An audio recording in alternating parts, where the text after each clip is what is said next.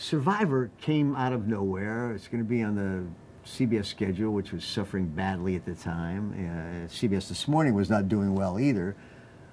But we got this word that they had decided to do this game show where 20 people, or maybe it was 12 people from different walks of life, just ordinary people, would be brought in and thrown together and have to come up with some survivor skills, and then every week one of them would be kicked off. Mm-hmm.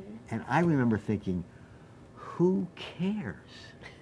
Who will care about these people? Who will care who gets kicked off? How in the world can this be a television show?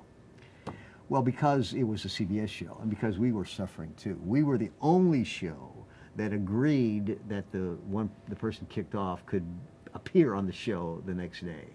Nobody else was interested.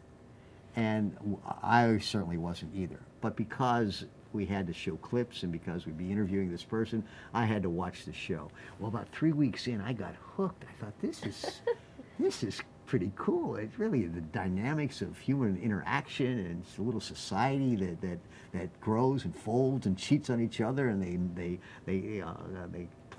plot against groups, and I love the production values. I thought, this show is so fun to watch. It really is like a real life soap opera. It's got soap opera and manipulations and interactions and characters that emerge, and I got to know those people, and I thought, I love this show.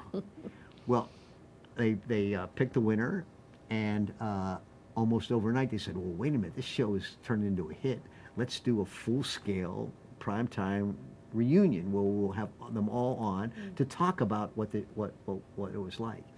And because we being the New York people knew the show best and had them all on, they flew a couple of us out to California to do the reunion show. And it was also a big hit. Yeah. And it was tough because it's complicated, and I was sort of designed from scratch. But it was a big hit, and I liked doing it. Well, the next season, which was about 6 months later, we decided to go even further and sort of recreated the look of the tribal council and put them in different arrangements, and put all the contestants in different arrangements with Jeff sitting like he did over on the side, and that was an even bigger hit. The third season, they decided to not announce the winner until we were on the air live. So in the final episode, Jeff walks out to count the votes, and then he says, we'll be back in 2 months or something to let you know who wins when we're live in California. So we did it that way, and that too was a big hit.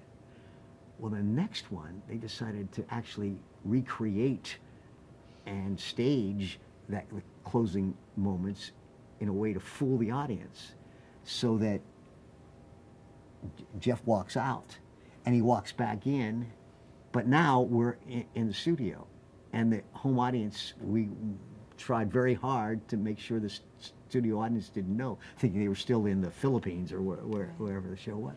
So we recreated every last detail of that set and that look, and some of the contestants had changed a little bit in the 2 months, so they looked different, but we had to put them in the exact same outfits and the exact same positions, and so that Jeff walks back in and he does the counting and the winner's announced, and then I do this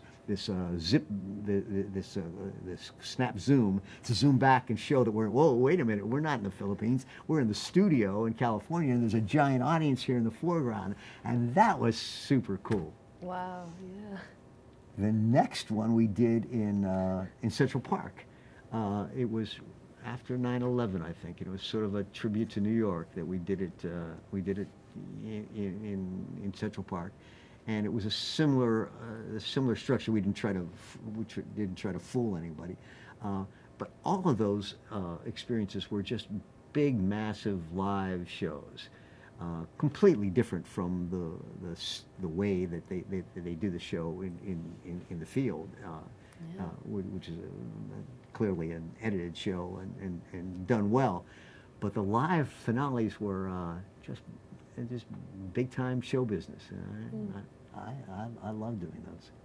And the way they do them now is pretty similar to the way we did them on show 2 and 3.